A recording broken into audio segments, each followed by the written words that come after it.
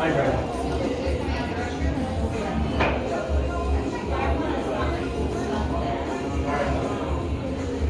So I've always wanted like a theme song.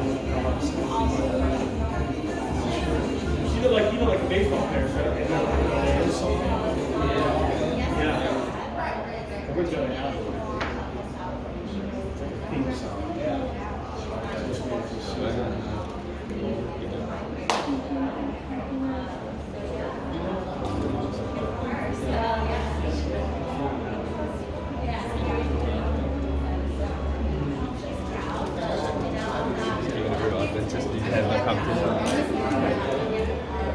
Did you want a song? We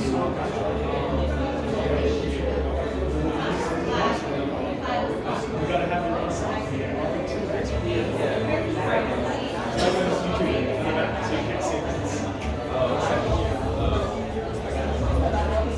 Okay, we'll write it down somewhere so I got it. So that way, you know, well, after I read your intro, we'll have a playing. Yeah.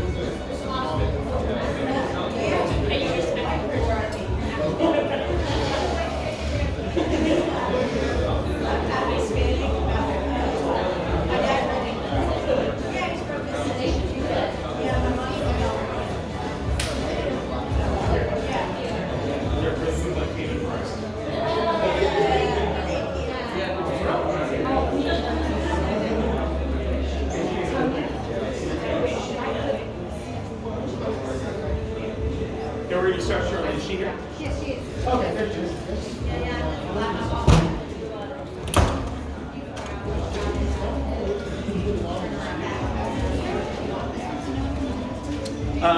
I don't think so.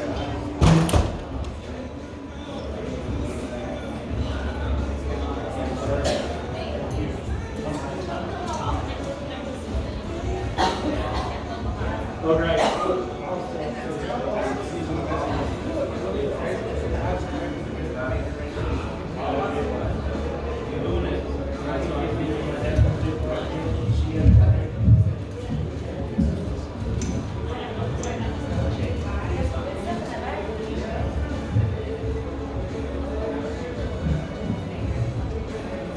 All right, we're going to start.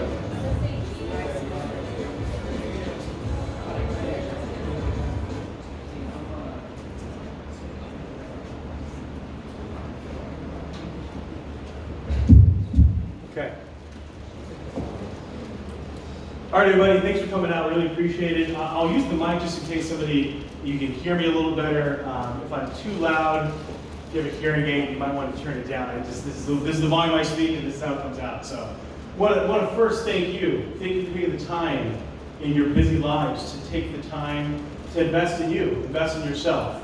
You'll notice that there's a piggy bank inside that swag bag that you got, and that's the point of that, is to set something aside, time, money for yourself. We find that so many times in our own lives, we'll spend way more time planning a trip to Vegas, to Walt Disney World.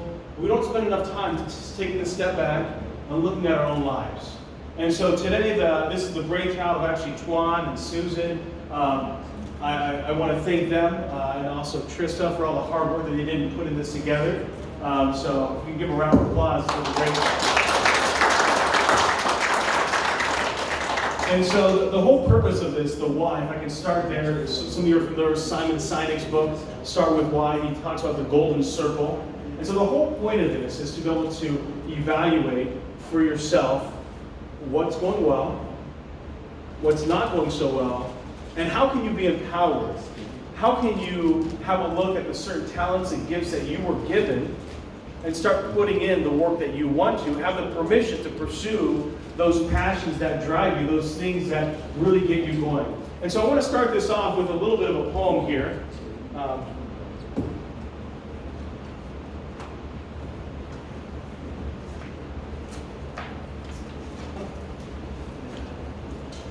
Oh, there it is. Thanks. I have a tendency to put things in piles, and so thank you for that, Matt. So this is called The Will to Win. If any of you are familiar with Tony Robbins, has anyone watched his special on Netflix by chance? So he talks about this poem. This is what literally inspired him to do what he's doing today. So here it is. If you want a thing bad enough to go out and fight for it, work day and night for it, give up your time and your peace and your sleep for it, if only the desire of it makes you quite mad enough never to tire of it, makes you hold all other things tawdry and cheap for it, if life seems all empty and useless without it, and all you scheme and dream is about it, if you'll gladly sweat for it, fret for it, plan for it, lose all your terror and bad for it, if you'll simply go after the thing that you want with all your capacity, strength, and sagacity, faith, hope, and confidence turn pertinacity, if neither cold, poverty, famish and gaunt, nor sickness nor pain of body or brain can turn you away from the thing that you want, if dogged and grim you besiege and beset it, you'll get it. So that it, ladies and gentlemen, is what you want in life. Now, we thought about the Asian theme here, and we thought, should we dismantle that just because we know that we want to incorporate it to anybody that wants to feel empowered despite whatever ethnic background they might be in. And so we just said, let's just keep it because it sounds catchy. I'm the Crazy Asian on my podcast before Crazy Rich Asians, just so you know. And so the idea was, let's just empower people. We know that culturally, Asian culture is extremely harsh. It's brutal. It doesn't allow for imperfection. You come home with a 95, mom and dad are like, why'd you miss 5? That is almost always the attitude. It doesn't matter how far you've come. If you were a doctor, why didn't you get into Harvard? You got into Johns Hopkins. If you were married, it's why aren't you spending more time with the kids, even though you have this massively successful career in this business. And so there's this constant need to reevaluate where you're at. And so sometimes the problem is in Asian culture is that you've probably heard of the dragon mom. I think the softer tone is the tiger mom. Either way, both of those are predators that will like rip your face off. So both are not necessarily good circumstances to be in. And so the idea here is, this is my videographer right here, tripod guy. The idea here is to be able to have a look at what you want to do in the context that you're at, with your culture and the family that you're given, the friends that you have. And you might have to, in a sense, turn your back on it. And it's not in a rude way, like mom and dad, you're pieces of garbage, I hate you, thanks for the 18 years that you raised me. But is there a way to be able to move forward in a way that's meaningful to you, pursue your passions, even though you're not the MD that mom and dad have been telling you to go become, right? Because you're probably sucked at science to begin with, right? There are a few Asians, just so you know, that aren't good at math. I know that might shock some of you, but I've run into a few. Anything in your hand? Yes, I worked with one, and she had the hardest time doing like simple percentage calculations. And I'm like, how do you not do this? We're in finance, man. But it does happen. We run into these people, and so there's a very famous book out there right now called The Immigrant Edge. I don't know. Has anyone read that by chance? A phenomenal book. So it's this idea. Has anyone driven in the Midwest or snow climbing where you've driven and you've maybe skidded off the road or about to skid? Yes. So when you're skidding off, or if any of you watched Cars, they talk about this concept as well. The cartoon movie by Pixar. When you find yourself sliding in a curve, what do you have to do? Accelerate. You turn right into it. Right? So even though you might find yourself sliding right, you literally turn right into it and you go right. Because it causes your wheels to grab traction. Now you can't hold it the entire time or else you just fly off the other side. But the idea here is, despite this strong culture that we live in, and I think all of us come from pretty strong backgrounds, pretty strong heritage. And so the question that we have to ask ourselves is, how do we pay homage, how do we pay respect to that heritage that we came from, at the same time still be ourselves, still be authentically ourselves? And so when you can turn into this strict culture and embrace it, you'll find that there's the success. So this book, Immigrant Edge, he talks about how when people come here to the United States, they came for opportunity. They didn't see the problems that so many Americans, they complain about, right? Oh, there's racism, this. Did you know that have you ever watched the Olympics? How many African Americans are on the Chinese national team? 0. How many African Americans do you see in South Korea, in China, in Taiwan? None. The United States is one of the most ethnically diverse countries in the world, right? If any of you had an opportunity to know about Nelson Mandela, right? He was wrongfully imprisoned. African American. They just stopped segregation in 2000, and I think 2003. Right? He was in prison for 30 years. Not because he killed anybody. Not because he did anything wrong, except speak out against the current government. So sometimes what happens is, as Americans, we grow up in this culture, we understand the freedoms that we're given, and we forget that when immigrants come here, all they see is abundance. You mean I can do what I want?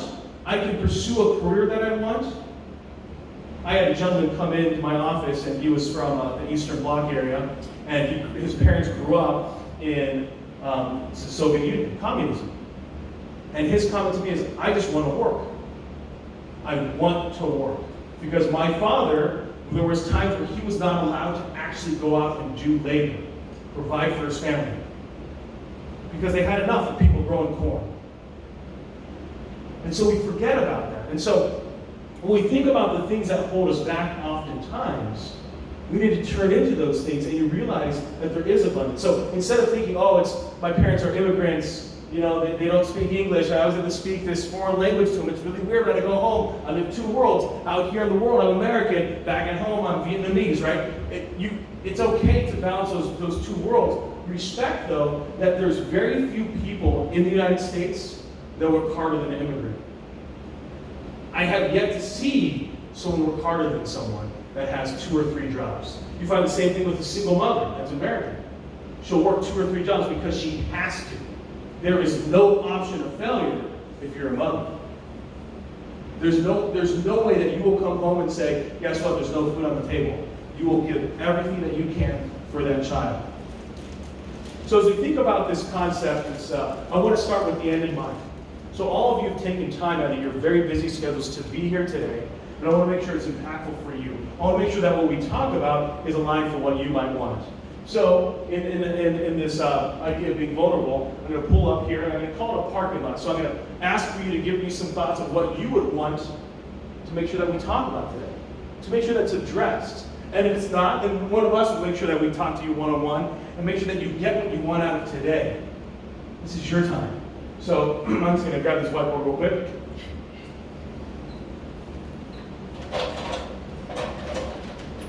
All right, so don't be shy. Because my handwriting is horrible. But tell me, what do you want to make sure that we chat about today, or at least cover? Feel free. You don't have to raise your hand. No need to raise your hand. This isn't school. You know what I mean? Just start talking. Respect. Respect. Respect. Just a little bit. Okay. That was a joke to the you know about the song. Obviously not a very funny joke. Okay? You know what's funny is people think that this is like rechargeable. So we'll throw it away. All right. Don't worry. There's a cardboard box back there. All right. What else? Respect. Responsibility. Responsibility.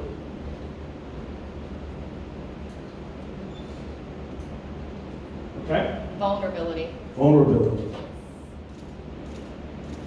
How about some authenticity?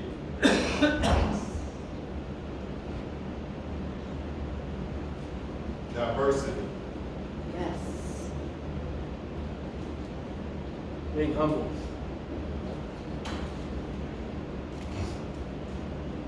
Growth. Okay.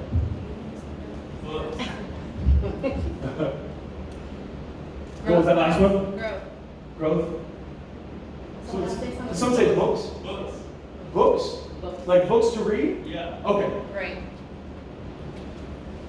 Confidence. Okay.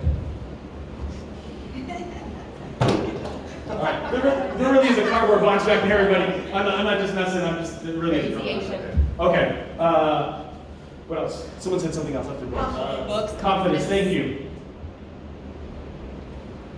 Dreams. Dreams. Ooh, Yes. like that. What else? Okay, that's a good list. If something else comes up, feel free. I always bring white markers in case stuff like this happens. So I'll put mine work. At the same time, if they stop working, just throw them away. They don't recharge when they sit back up here with the cap on, okay? Just so you know. I also do carry sometimes a Sharpie in case you want my autograph. It happens all the time at the store. They want my autograph all the time when I go to HEB. Okay, here we go. So, I'll make sure that we talk about those things. Now, one of the things that people will talk about is vulnerability. And I think one of the struggles is that they see people in books, they see them on stage, they see them in social media, and they think, oh, this person has it all going, and we don't. Just this morning, I saw that I had a zit on my face. I'm 40 years old, everybody. I still get zits. Now, someone would say it's probably poor skin maintenance. I'm sure it is. I probably should wash my face with anything other than Clearasil, but it works. It feels like it works.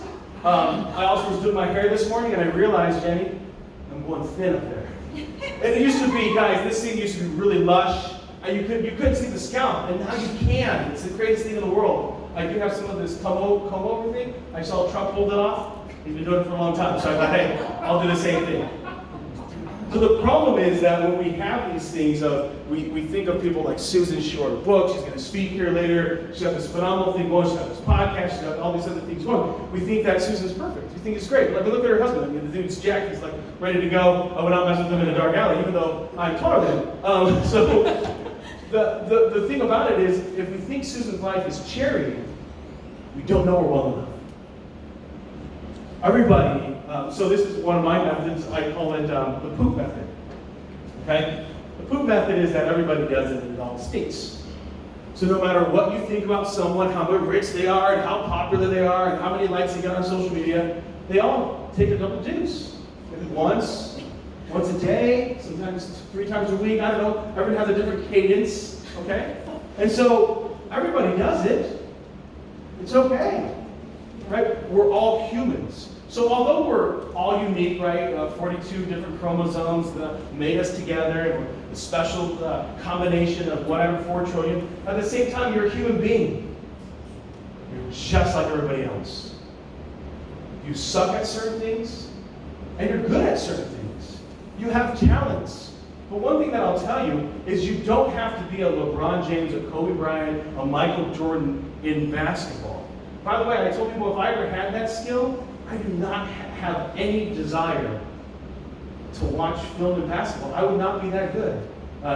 There's a film that was put out, a real quick documentary, where they followed Kobe in 24 hours. And he must have watched, I think, 6 to 8 hours of basketball film.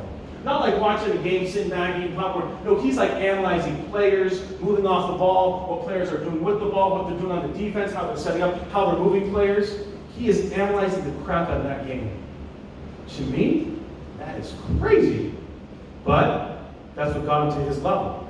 It wasn't because of just pure talent. So one of the things that people, they live in dichotomies, right? They live in this or world. You want to live in and. So don't live at the tyranny of the word or. Live at the abundance of the word and. So you can be who you want to be, and you can have work-life flexibility.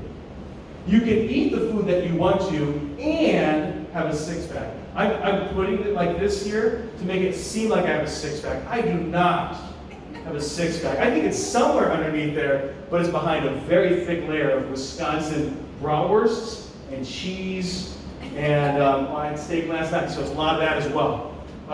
So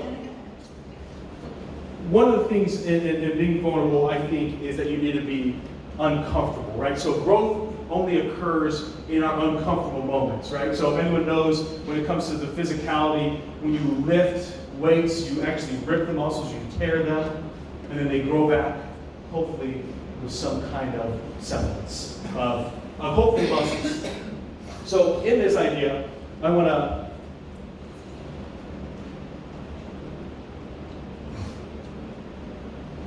I'm hoping it goes to my slideshow. Let's see if I can flip-flop slideshows. There we go. All right. Just a little backdrop then. Sherman, crazy Asian. When I was 18 years old, I went to college and at BYU. Did anyone know BYU by chance? Okay, so it's predominantly Caucasian. And so my friends, when they would introduce me to people, they would say, hey, do you know Sherman? And they'd be like, they'd say no, because I know everybody. I didn't know a lot of people, but I know everybody. And they would say, you don't know who Sherman, the crazy Asian? Because I was known as a guy that would run around, and I did the parties, and I hosted a lot of events, and I had these rip-away pants and rip-away shorts. I don't know why I thought this was a cool thing, but when you're 18 years old, you do a lot of crazy stuff, and I would come out, I would be emceeing an event with the DJ in the background, and I would rip off the pants, then there would be the shorts on. I remember the shorts, there was another pair of shorts on, and then that kind of was the show. So that's how the Crazy Asian started, many years ago. And so the idea here, ladies and gents, is to start with this. A lot of you are familiar, 7 Habits of Highly Effective People by Stephen R. Covey. It was written back in the 90s. The principles are still true. They still get utilized and implemented continually. This has to be one of the best books on personal development, professional development that you want to have in life. So the first thing that he has is he says, start with the end in mind. So this is a very difficult thing for a lot of people because they don't know what their end what they want it to be. Right? So harsh reality was kind of rewritten to me this week, although it's a principle that I talk to people about. A buddy of mine calls me or DMs me in Facebook. Is it called a DM in Facebook? He Facebook messages me. Facebook messages me. So he's in England. I went to high school in England, so he's like, hey, sure, give me your cell phone number. I need to talk to you. Whoa, dude, call me. I haven't talked to you in a long time, bro. Except on Twitter. And so I text him back. He hits me back and he goes, or he calls me from England. And I'm like, hey, what's up, bud? And dude, just so you know, our buddy Andrew Nix, he passed away. He's 40 years old. Dude's doing like mud runners, Spartan type races. The dude's jacked. He's like, he was in a trip in Asia, got a lung infection, came back home, got some antibiotics, had a seizure, and took his life. 40 years old. Leaves a couple daughters. A girlfriend and I'm sure the ex-wife isn't happy about that, but leaves a girlfriend and his mom had to bury her son. There's a harsh reality that life is finite. So I live in this world where I'm constantly talking to people about this. It's this dichotomy of the yin and yang. I think it's yang, but so I heard like Wikipedia when I asked like Google yin and yang, she's like yin and yang. So I think it should be yang because that's probably the correct way to say it in Mandarin or whatever. Anyway, this whole concept is that there's opposition in all things. There's light and darkness. There's truth and not truth. There's male and female. And so this idea of having this separation in things is, in life, it's planning, yet embracing the now. It's recognizing that what happens right now in front of you, this is what matters. So too many people define themselves on what they don't have, what they lack, what they haven't accomplished, what the mistakes they might have made, all the problems that they've been through.